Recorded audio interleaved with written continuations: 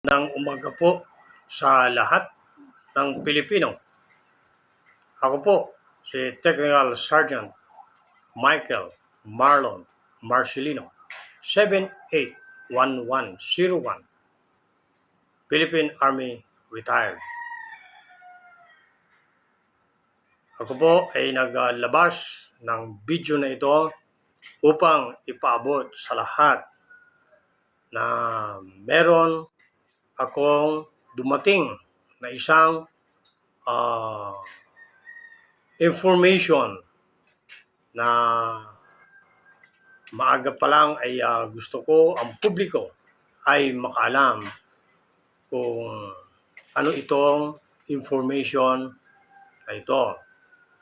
Ito po ay nagsasaad na ako po ay subject for liquidation or for neutralization.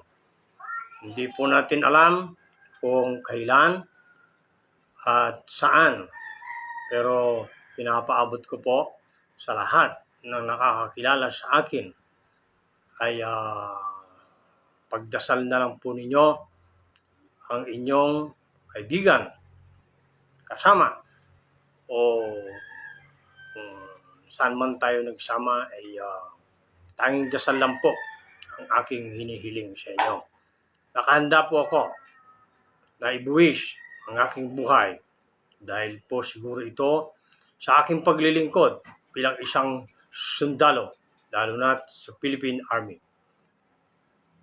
Ako po ay 24 years sa serbisyo. Yan po. Sa mga hindi po nakakaalam, ako po ay isang sundalo. Pero ngayon po, August 1, mga bandang 9:30 ng umaga, dumating po ang isang information na somebody will take my life. Somebody trying to liquidate me. Yan po. Sa lahat po ng pumupunta o bumibisita sa aking tahanan, ay hindi ko po lahat kayo ganap nakilala. Tayo lang po ay nagkakilala sa mga sandaling panahon, datapwat hindi naman po sinasabi na kayo po iyon. Bagkos kayo po ay aking pinag-iingat dahil kung sakasakali po na umatake ang grupo o kung sino man ang nagbabalak na bawiin ang aking buhay, ay ayaw ko po mayroong madadamay na aking bisita, lalo na ang aking pamilya. Kung sino man po ang nagpaplano sa aking buhay, gawin na lang po ninyo ng ako lang at huwag niyo nang idamay ang aking pamilya. Kung gusto niyo naman po, ay magpambuno tayo, magharap tayo kung saan mo gusto. Dahil minsan na akong naghamon, pero walang lumabas. Nung ako ay dati pang nakadestino sa Rizal. Kung inantay ninyo ako na makapagretiro, ay handa pa rin akong makipagbakbakan sa inyo. Mano-mano. O kahit ilan pa kayo. At least, meron laban. Tanging bandera ng Pilipinas, ang aking armas, sagisag ng aking pagkabayani, sagisag ang aking pagiging matapat na Pilipino, kawal Pilipino. Kung sino man na nagtatangka, nakitilin ang buhay ko, hinahamon kita. Tayong dalawa o kung ilan man kayo, huwag niyo lang idadamay ang aking pamilya. It is a reliable source na dumating sa akin. It is a positive information that somebody wants to liquidate me. Pero lumaban ka ng patas, taharapin kita ng patas. Kung sino ka man, nandito lang ako. Magsabi ka lang. Ulit ko,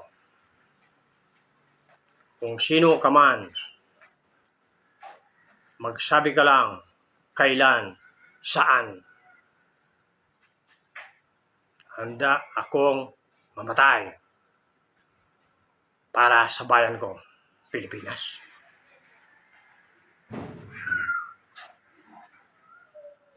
Kung napapanood mo ngayon ito,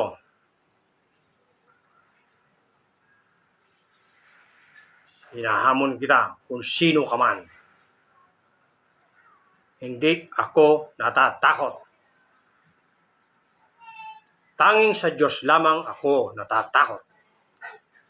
Pero sa kapwa ko tao, hindi ako kailanman natakot.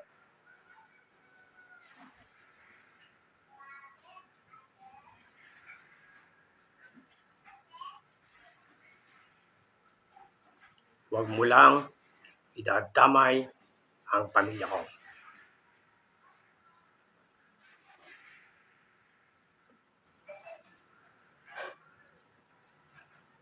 Effective today, mga visitors, friends, hindi ko muna kayo papayagan na papasyal dito sa bahay dahil baka kayo ay madamay.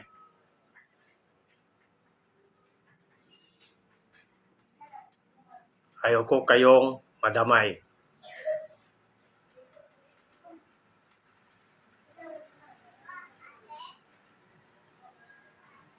Dahil itong taong ito ay wala sa tamang kaisipan.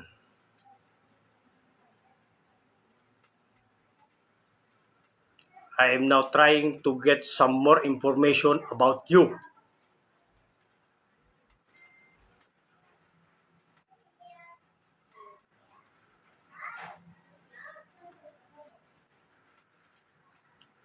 Mamamatay ako, nasuot ko itong uniforme ko.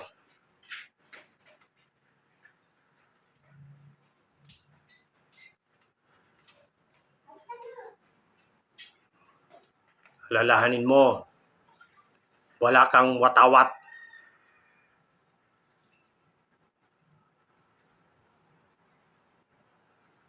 Kung sino ka man, I am not afraid of you.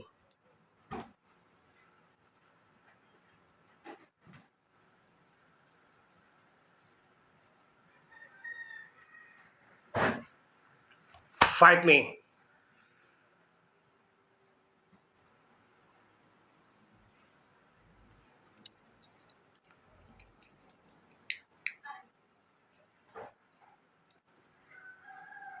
Fight me.